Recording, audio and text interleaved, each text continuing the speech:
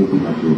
Dalam hal ini saya mengharapkan saling bertukar pikiran. Kan ada nomor HP, bisa tukar nomor HP sebenarnya. Kan bisa kasih nomor HP segala macam. Nanti kan mudah koordinasi, mana ada kendala, mana ada masalah, saling bantu membantu, bahu membahu. Jadi dalam hal ini adalah tuntutan bagi kita. Kita sangat jauh ketinggalan. Kita sangat jauh ditinggal oleh dunia-dunia luar. Hari ini Aceh Barat untuk ruginya, turun naiknya itu sangat tergantung di tangan bapak-bapak dan ibu-ibu sekalian. Jadi jangan sampai kalau saya dengar di salah satu kabupaten, bukan Kabupaten Aceh Barat, saya ada urusan dengan proses belajar mengajar, nggak ada urusan dengan RPP, nggak ada urusan dengan selapin. Saya hanya urusan yang penting saya sudah punya kartu kuning dan saya punya pensiunan, jadi PNS. Jadi saya rasa itu tidak terjadi jawaban seperti itu di guru dan di bapak ibu ya guru di Salatiga Raya ini dan di Aceh Barat pada khususnya itu terjadi di daerah lain. Mencari PNS dan mencari kartu kuning itu hanya untuk menyambung kehidupan sehari-hari dan untuk mencukupi nafkah. Tetapi menjadi kalah guru itu sebagai fondasi bagi ibu untuk mencerdaskan anak bangsa kita ini yang sangat jauh ketinggalan.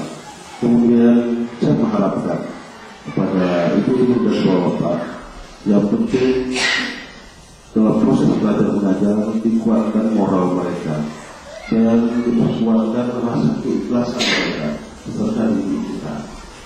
Kalau ini salah memasukkan, maka salah seumur dunia ini seperti generasi sebelumnya ya, seperti yang dibacakan dalam beberapa buku yang Aceh dan Indonesia pada umumnya itu dilanda korupsi yang paling dasar dan paling luar biasa. Padahal ibu-ibu tak pernah mengajarkan berkorupsi. Tetapi karena salah watak dalam memasukkan dari pertama mulai dari SD sehingga sampai ke perguruan tinggi.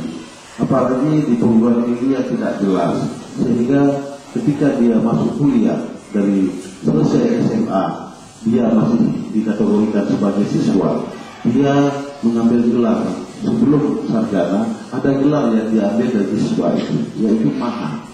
Kalau di sana ada maha kuasa, di sini ada atau maha esa, di sini ada mahasiswa. Tetapi kadang-kadang di perguruan tinggi tidak merubah watak siswa ini, tidak dirubah. Kadang-kadang sampai semester 3 dan semester 5 anak-anak kita ini masih menganggap dia seperti siswa. Boleh berbuat nakal, boleh bertingkah laku seperti ABG, boleh pakai baju adik. Bagaimana kalau maha yang ada di dunia ini pakai baju adik? Amin. Ngerti bukan? Pakai baju adik kan? Jadi Pak Kerupi sering ceritakan itu. Ada India setengah Pak, ada Arab Saudi setengah, ada Sarawak setengah, Cina setengah. Sering pakai baju adik. Sudah mahasiswa. Sebenarnya kita melepaskan pondasi ini. Kita siswa, kita sudah ke mahasiswa. Di atas mahasiswa nggak ada lagi, yang hanya ada Allah Maha Kuasa. Sebenarnya ini tidak mau dilepaskan pada anak-anak, dan kita tidak pernah sadar itu. Padahal itu sangat berpengaruh, sangat luar biasa. Maka kadang-kadang orang sudah mendapat gelar sarjana, dia masih tingkah lakunya sama dengan anak SMA. Karena ini proses ini tadi, ya tidak dilakukan pemisahan oleh dosen, oleh perguruan tinggi ketika dia terima mahasiswa itu, calon mahasiswa itu. Dan hari ini misalnya kalau ketika ibu pernah mengajarkan misalnya ini kerbau mati 3 ekor, kerbau mati gemuk dan besar semacam itu, saya pernah menulis beberapa media, pernah saya tulis itu. Itu adalah proses watak yang sangat salah.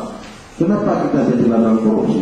Ini tadi karena nafsu kerbau itu sangat luar biasa.